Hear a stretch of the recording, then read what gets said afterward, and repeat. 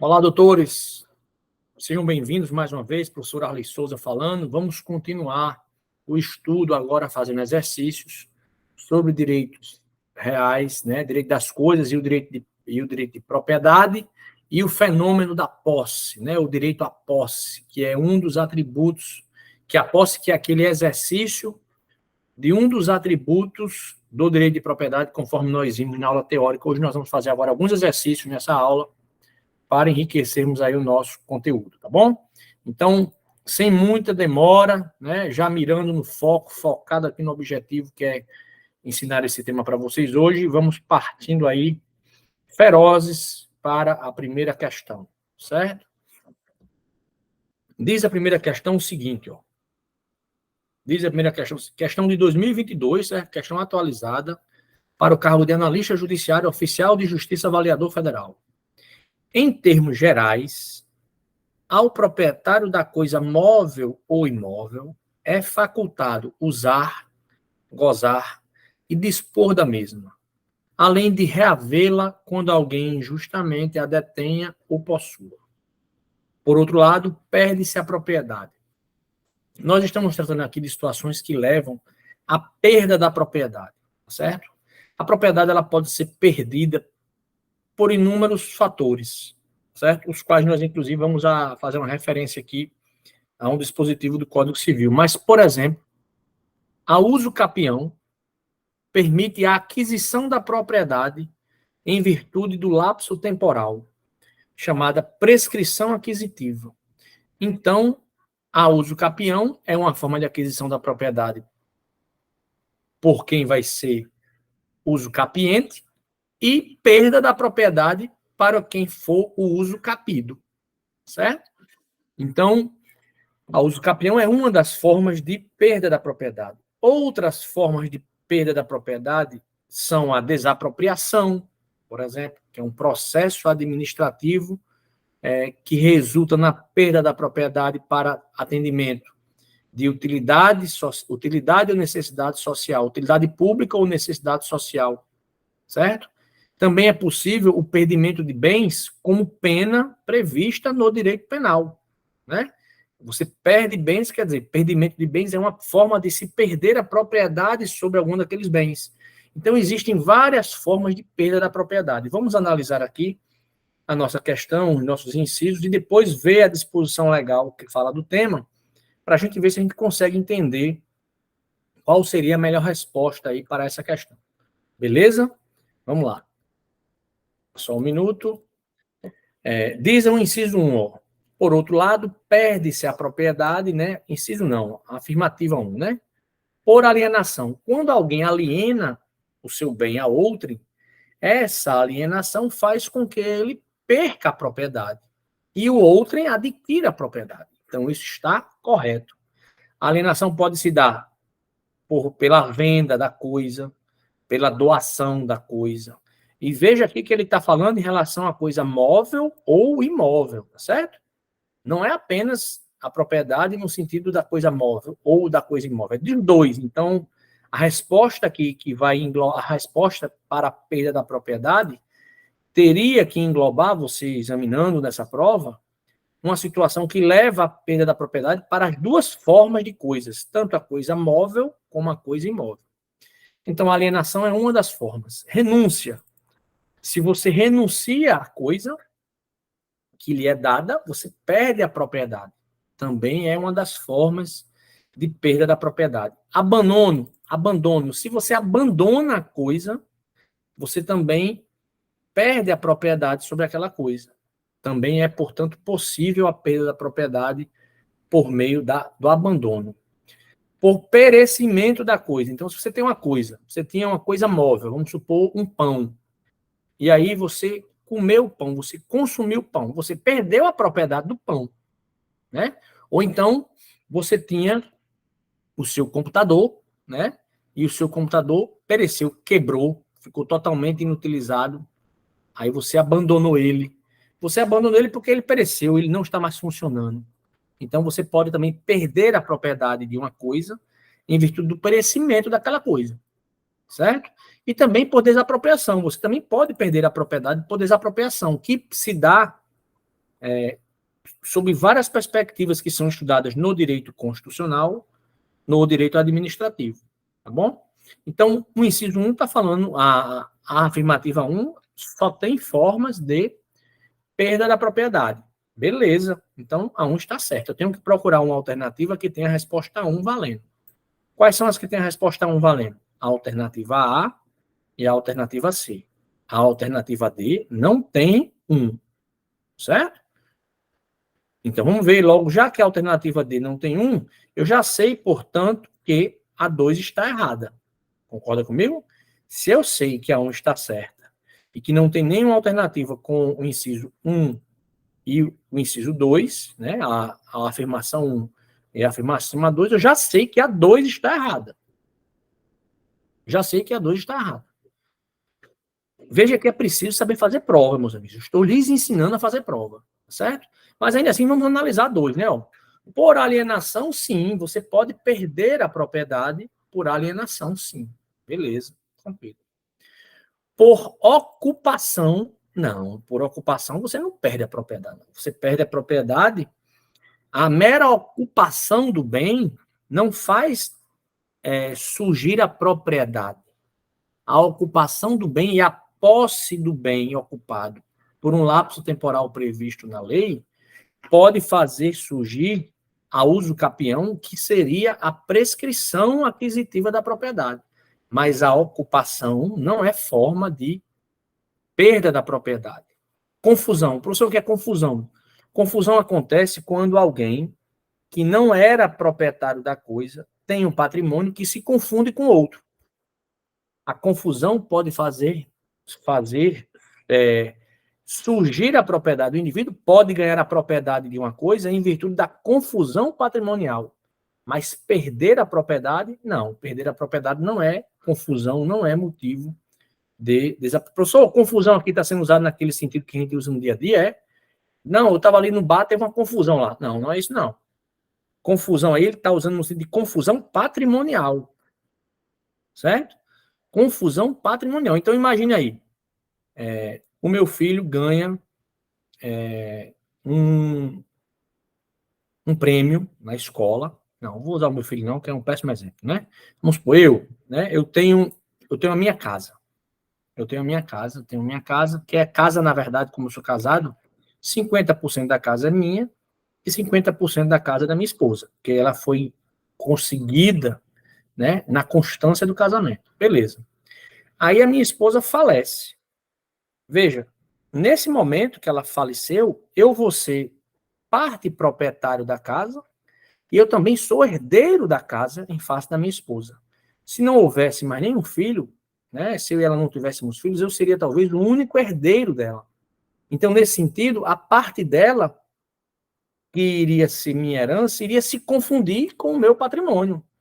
Eu como herdeiro e eu como proprietário da casa. Haveria confusão patrimonial e aí eu acabaria ganhando a parte dela como herdeiro, mas que já estaria confundido, né, misturado, tá certo?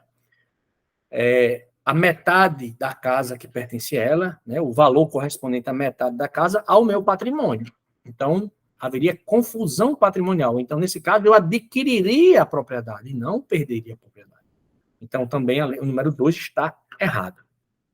A gente já imaginava que estava errado porque a gente já tem certeza que a 1 é correta. Então, a 2, onde tiver 2, tem que estar errado. Acaba que só sobra a alternativa ou A ou C. Aí a gente vai analisar a 3. Professor, a 3 está dizendo o seguinte, ó. A desapropriação, ela leva à perda da propriedade. Sim, ela leva. A alienação, a gente já viu que ela também leva à perda da propriedade. Alienar o bem é você doar o bem, afastar-se da propriedade do bem, alienar, afastar, né? Doação, venda, isso tudo faz você perder a propriedade do bem. O abandono do bem também faz acontecer a perda da propriedade. Mas a tradição, professor, o que é a tradição? Tradição no direito civil quer dizer aquele conjunto de valores que a gente tem e que são transmitidos historicamente pela nossa cultura. É isso que é tradição para o direito civil?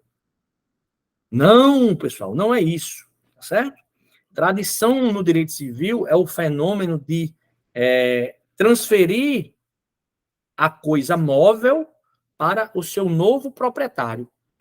A tradição, ela permite a transferência da propriedade. Então, quando eu tenho o meu carro e eu vendo o meu carro ao comprador, o contrato de compra e venda do carro só vai se perfectibilizar quando eu entregar a coisa móvel, que é meu carro, ao proprietário do carro. Quando eu fizer essa entrega da coisa móvel, meu veículo, ao comprador do veículo, chama-se tradição.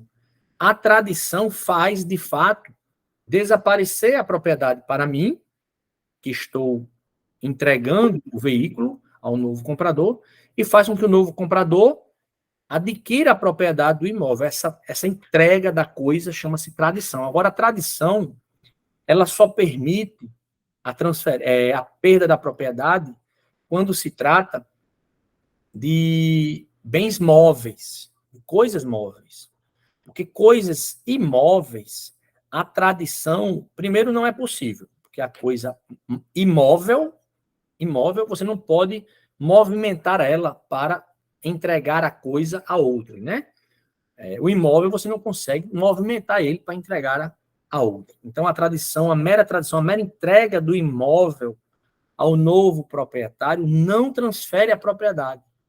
No caso da movimentação, transação com bens imóveis, o que transfere a propriedade é o registro no cartório de registro de imóveis. Então, a tradição, ela só serviria como resposta se estivéssemos analisando o tema apenas sobre a perspectiva das coisas móveis. Mas o enunciado, meus amigos, ele trouxe uma perspectiva de análise a partir da coisa móvel e da coisa imóvel. E a tradição não faz perder-se a propriedade imóvel, porque a propriedade imóvel só vai se perder de várias formas. Uma delas é o registro no cartório de registro de imóvel, a transferência realizada no cartório de registro de imóvel. Então, o item 3 também está errado, certo? E o item 4, existe alguma resposta de ao item 1 e o item 4? Não, não existe. Então, pronto. Com certeza, então, a resposta é a letra C, certo? Beleza. Mas vamos analisar aqui a 4 para saber onde é que estamos, onde é que nós estamos, porque a 4 estaria errada. Veja, ó, a renúncia é situação que faz perder-se a propriedade. O abandono da coisa também faz-se perder a propriedade. O perecimento da coisa também faz perder-se a propriedade. E a uso capião, professor? Faz-se perder a propriedade? Não, né? Não faz não. A uso capião é uma forma de aquisição da propriedade e não de perda da propriedade. A uso capião é a obtenção da propriedade em virtude da posse mansa, pacífica e de boa-fé pelo lapso temporal que a lei prevê. Então, a alternativa que fala da uso capião está errada, certo? A uso capião faz alguém ganhar a propriedade da coisa que está em sua posse de forma mansa, pacífica e de boa-fé, desde que transcorrido o lapso temporal previsto na lei, a depender de ser uma coisa móvel ou uma coisa imóvel. Então, a questão 4 está errada e acaba que a nossa resposta correta é a letra C. Mas aí cabe uma leitura importante para vocês aqui, ó, do artigo 1275 do Código Civil, que diz o seguinte: além das causas consideradas no Código Civil, neste código, né, perde-se a propriedade. Aqui ele está se referindo tanto à propriedade de coisa móvel como de coisa imóvel, certo? Então, você perde a propriedade por alienação, beleza, é venda, doação, beleza.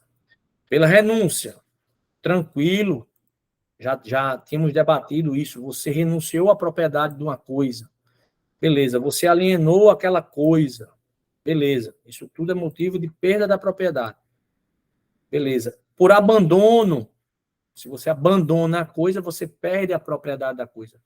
Pelo perecimento da coisa, também, motivo de perda da propriedade. Já temos visto na explicação da questão.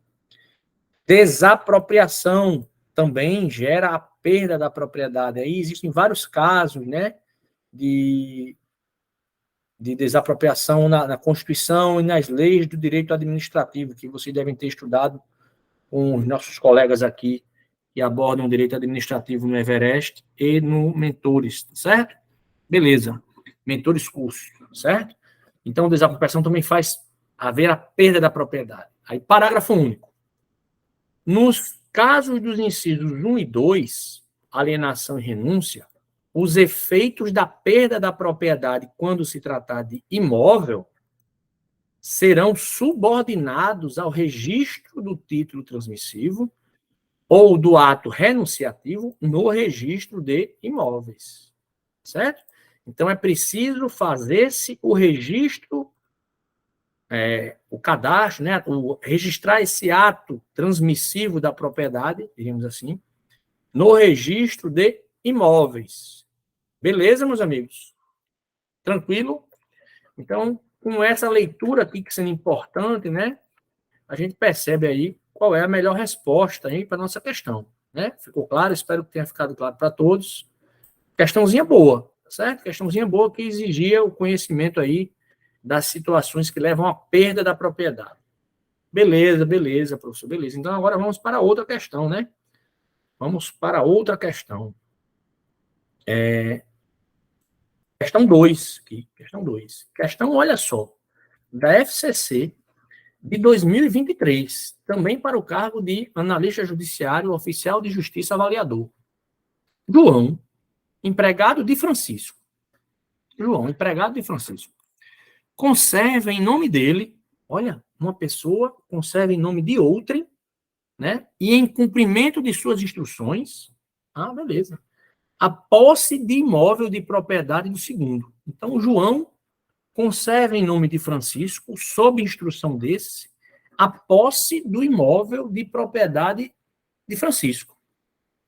Eu expliquei isso na aula teórica. Se vocês virem o vídeo anterior, vão perceber que eu falei exatamente desse caso quando eu falei da minha casa de praia lá na praia de Jacaré, lá na praia do Jacaré, em João Pessoa, onde eu teria um funcionário meu que detinha e conservava a posse em meu nome a partir de uma relação de trabalho, de hierarquia. Esse cara nós chamamos de mero detentor ou de detentor. Ele não tem posse.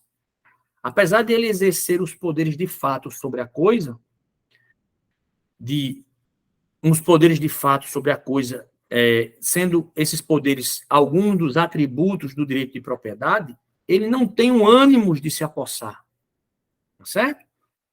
E por isso, ele está exercendo a posse direta, protegendo a posse indireta do proprietário, que sou eu, nesse caso, né? No meu exemplo que eu dei lá no outro vídeo. Então, João, meus amigos, está exercendo a posse direta em defesa do interesse do possuidor indireto, que é Francisco, que é o proprietário.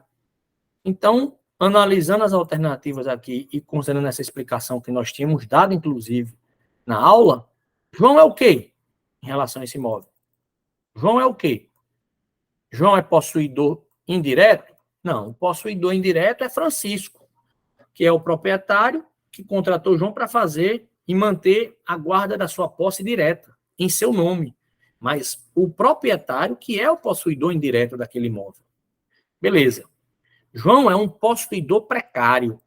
Não, João não é possuidor. João é detentor. Certo? João é um proprietário fiduciário. Também não, né? Proprietário fiduciário não existe. Ele é um detentor. Certo? João é um possuidor em segundo grau. Possuidor em segundo grau é uma expressão que você poderia utilizar para substituir a expressão possuidor indireto. Certo? Não, também não. João é um mero detentor. Beleza. Então, tranquilo. Professor, o senhor tinha dado essa questão antes, professor. O senhor tinha dado essa questão antes na aula, professor. Como é que pode, rapaz? É porque, meus amigos, vai cair assim na sua prova. Certo? Essas questões são recorrentes. Nós teremos aulas de exercício no Everest e também no Mentores Cursos. E vocês vão ver que as questões se repetem, os assuntos se repetem com abordagem semelhante. Por isso que eu nunca gosto de dar aula somente lendo o texto e ler. Eu gosto que vocês compreendam o conceito e tenham uma visão sistemática. E aí depois eu peço que vocês leiam os dispositivos legais. Somente de forma excepcional é que eu dou uma aula em que eu tenho que ler a lei, porque de fato tem algumas questõezinhas que pedem a memorização dos dispositivos legais. Mas cada vez isso tem sido diminuído pelas bancas, né? Graças a Deus, né? Porque a gente já tem o computador para gravar as coisas. A gente precisa conseguir receber a informação que já está gravada nos computadores e saber processar essa informação para resolver os problemas concretos da vida. De modo que questões meramente memorizativas são péssimas, né? Mas elas às vezes caem, por isso a importância da leitura também do texto normativo. Mas a questão 2 aí ficou fácil, né? Ficou fácil com essa explicação? Ficou, professor? Ficou. Então, agora nós vamos debater aqui a última questão, falando de posse e propriedade, certo? Questão já um pouco mais antiga, de 2019, mas que eu achei importante a gente trazer para vocês. São exemplos de direitos reais, exceto... Vejam, meus amigos, eu na aula passada não cheguei a apontar quais eram os direitos reais previstos no Código Civil, certo? Mas eu cheguei a falar uma coisa na aula. Eu falei que a posse não era um direito real. Eu falei que a propriedade era um direito real. Eu falei que a posse não era um direito real. Eu falei que a posse era uma situação de fato. O direito à posse é o direito a uma situação de fato. Eu me lembro que eu falei isso na aula, se vocês assistirem à aula anterior, tá certo? Vocês vão perceber que eu falei isso ao longo do vídeo. Então, apreendam, prestem atenção no que eu estou explicando. A posse não é um direito real, ela é uma situação de fato, que pode resultar na aquisição do direito real de propriedade por meio da uso capião, que não é uso campeão, é uso capião, desde que o indivíduo exerça a posse, ou seja, esse poder de fato sobre a coisa, por um intervalo de tempo previsto na lei, que vai variar a depender da natureza da coisa. Se for uma coisa móvel, é um tempo X, se for uma coisa imóvel, é um tempo Y, que eu não vai cair na prova de vocês, né, os tempos da uso capião, mas aí a posse permitiria, se for exercida de forma mansa, pacífica e de boa-fé, depois do intervalo de tempo previsto na lei, permitiria a aquisição da propriedade. Essa sim, um direito real. Então, a posse não é um direito, certo? Não é um direito real. E ele quer saber aqui a exceção. Então, a gente já achou a resposta dessa questão com base no que nós tínhamos explicado na aula passada. Mas aí eu acho que vale a pena a gente ler aqui quais são os direitos reais. Eu não vou entrar em detalhes em todos eles, porque não vai cair na sua prova esse artigo, pelo menos não estava no edital, certo? Lá no edital está assim, ó. No edital, olha como é que está no edital. Direito das coisas, aí ele fala da posse, da propriedade e dos direitos de vizinhança. Ele fala só desses três. Então, em tese, não pode cair direitos reais, certo? Essas espécies de direitos reais que nós vamos ver agora aqui. Em tese, se cair, é motivo para recurso. Tá bom? Mas o nosso Código Civil diz o seguinte, ó. São direitos reais. A propriedade, nós já sabíamos. Professor, o que significa direito real? Sim, é importante explicar isso para você. Eu não tinha dito ainda, né? Você está me perguntando na hora certa. Nós temos, amigos, direitos pessoais e direitos reais. Res é uma expressão latina que significa coisa. Coisa. Certo? Direitos reais são direitos que as pessoas têm sobre as coisas. Então, direitos reais são direitos que as pessoas têm sobre as coisas, porque reais vem de res, coisa. Por isso que nós vivemos numa res pública, numa república, ou seja, a coisa, o estado que nós vivemos é uma república. Por quê? Porque a coisa, estado, ela é do povo, de todos do povo. Ou seja, a coisa res é pública. A coisa, qual coisa? O Estado brasileiro é uma coisa pública. De nós, pertence a nós, povo. Apesar de alguns quererem tratar do Estado como se fosse seus bens privados, né? por meio de corrupção, por meio de locupletamento indevido, enfim, mas isso é assunto para outra aula que não cai no seu concurso, tá bom? Aula sobre teoria geral do Estado e status quo da nossa realidade política e econômica do nosso país, né? Tem gente que quer tratar o Estado como sendo seu, e aí colocar apenas os seus apaniguados, né, assim, aumentar o tamanho do Estado para poder acolher todos os seus apaniguados, sem concurso público, por meio de cargos em comissão, expandindo o Estado por meio de muitos cargos em comissão. Essa é uma visão que está nos governando hoje em dia, certo? Mas não vai cair no seu concurso. Então, vamos lá. Os direitos reais são, por isso, chamados direitos reais, são aqueles direitos que as pessoas que são sujeitas de direito têm sobre as coisas. Nós, como pessoas sujeitas de direito, nós temos direito de propriedade, podemos ter direito de propriedade, direito de superfície, que eu não vou explicar para vocês aqui detalhadamente o que é, porque não vai cair na sua prova. Talvez eu faça um dia uma aula sobre isso e conceda aqui gratuitamente para vocês, mas não vai cair na prova do MP da Paraíba. E essa aula é direcionada para o concurso do MP da Paraíba. As servidões, que vocês também devem ter estudado, talvez, em direito administrativo, servidões administrativas, o usufruto. Nós estudamos um pouco o usufruto quando estávamos falando da administração dos bens dos menores, né, pelos seus pais, representantes, tutores e curadores. Os curadores administram os bens de pessoas maiores que, por algum motivo, não estão podendo administrar seus bens. Os tutores administram os bens de pessoas menores de idade, cujos pais não podem exercer esse munus, por algum motivo. E os pais são os naturais responsáveis pela administração dos bens dos filhos. E os pais têm direito real de usufruir, ou seja, direito ao usufruto dos bens dos filhos. Nós vimos isso num dos vídeos passados aqui, que está aqui disponível no meu canal, certo? Nós também temos, meus amigos, o direito ao uso, como um direito real, ok? O direito de habitação, direito real, certo? O direito do promitente comprador do imóvel já é considerado um direito real. Então, se eu fizer um contrato de compra e venda com a construtora do meu apartamento, que eu estou comprando na planta, aquele contrato de compra e venda me gera um direito real, tá certo? Porque é um contrato sobre a aquisição da propriedade de um bem imóvel. Então, é um direito real, é um direito sobre um imóvel real, certo? Direito sobre uma coisa. Beleza. O penhor é outro direito real. A hipoteca, a anticresse, a hipoteca, direito real. A anticrese, desculpe, a anticrese, só tem um S, né? Temos que ler anticrese, certo? A concessão de uso especial para fins de moradia, isso a gente vê muito, por exemplo, isso a gente viu muito, inclusive, aí, né, na gestão passada, onde foram distribuídos vários títulos de crédito na reforma agrária para concessão de uso especial para fim de moradia, né?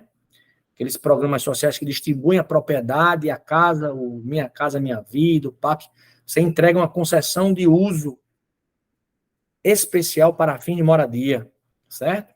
Instituto criado aí pela lei de 2007. Concessão de direito real de uso.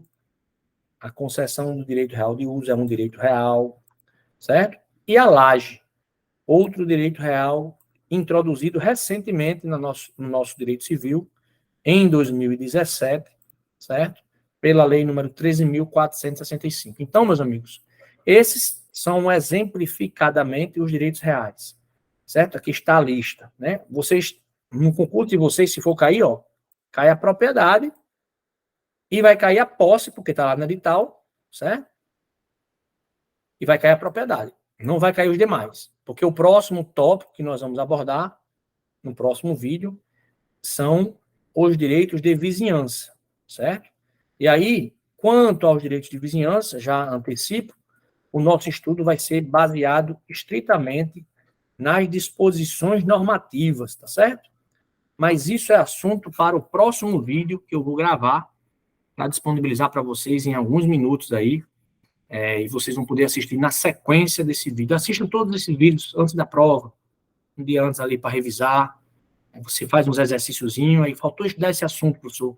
Você vem, entra no meu canal, assiste esse vídeo, e na hora da prova você vai acertar uma questão que vai cair sobre isso. Beleza, meus amigos? Valeu, bons estudos, até a próxima.